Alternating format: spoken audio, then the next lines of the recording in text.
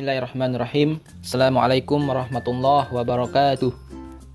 Alhamdulillahirabbil alamin. Wassalatu wassalamu ala asrafil anbiya'i wal mursalin Sayyidina Muhammadin wa ala alihi wa sahbihi ajma'in, amma ba'd. Qala Allah Ta'ala fil Qur'anil Karim, a'udzu billahi minasyaitonir rajim. Bismillahirrahmanirrahim.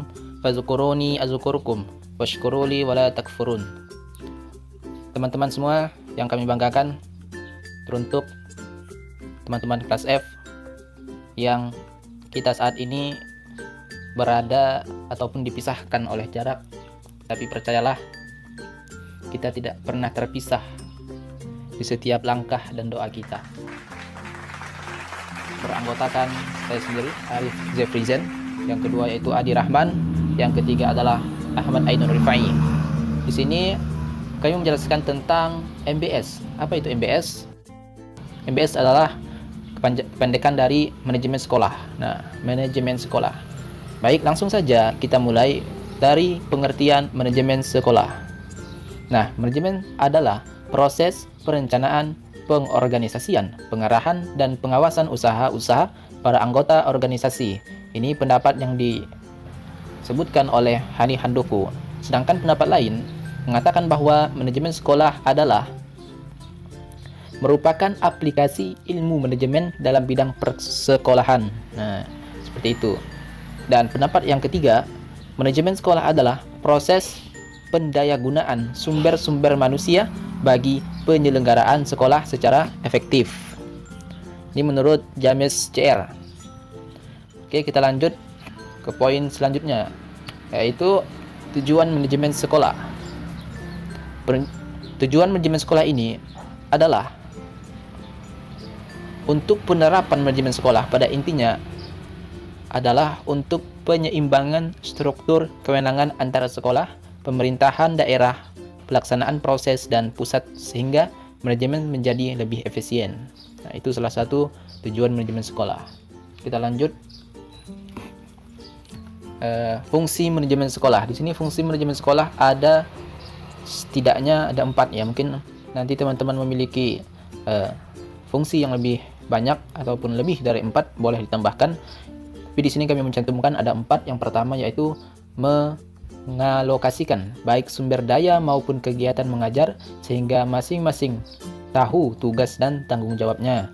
Yang kedua, memotivasi dan menstimulus kegiatan staf pengajar sehingga mereka dapat melaksanakan tugasnya dengan sebaik-baiknya. Dan yang ketiga, mengkoordinir kegiatan anggota staf, pengajar, dan setiap satuan tugas di sekolah sehingga tenaga dapat digunakan seefektif mungkin. Dan yang keempat adalah memilih aktivitas program dan pelaksanaan tugas pengajaran dan tujuan-tujuan sekolah yang ditentukan sudah tercapai apa belum. Nah, itu tadi serentetan antara mulai dari pengertian, tujuan, sampai fungsi manajemen sekolah. Manajemen sekolah, manajemen dan kepemimpinan sebenarnya memiliki kajian yang berbeda. Tetapi, keduanya memiliki hubungan yang dekat. Memimpin terkait dengan menggerakkan dan mengarahkan kegiatan orang, sedangkan manajemen terkait dengan kegiatan mengatur orang. Sedangkan kepemimpinan berhubungan dengan kemampuan menentukan arah dan memastikan bahwa kendaraan berada dalam jalan yang sesuai dengan peta yang ditetapkan. Kepemimpinan pendidikan adalah suatu kemampuan dan proses mempengaruhi, membimbing, mengkoordinir, dan menggerakkan orang lain yang ada hubungannya dengan pengembangan ilmu pendidikan dan pelaksanaan pendidikan dan pengajaran. Dalam melaksanakan manajemen diperlukannya adanya teknik.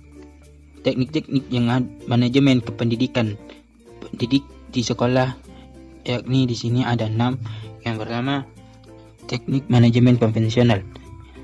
Teknik manajemen konvensional yakni banyak menekankan pada aspek mekanisasi dan dekat dengan hubungan kemanusiaan.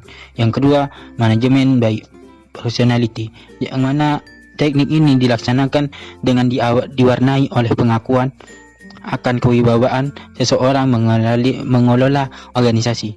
Yang ketiga, manajemen by reward. Teknik ini memunculkan dorongan kerja dengan memotivasi ekstrinsik, yang mana orang dianggap mau bekerja apabila diberi hadiah atau pujian. Yang keempat, teknik manajemen modern. Pada zaman yang sekarang ini, falsafah dasar dekorasi sudah berkembang dan kemudian muncul upaya baru dalam manajemen proses pendidikan. Yang kelima, manajemen by delegation.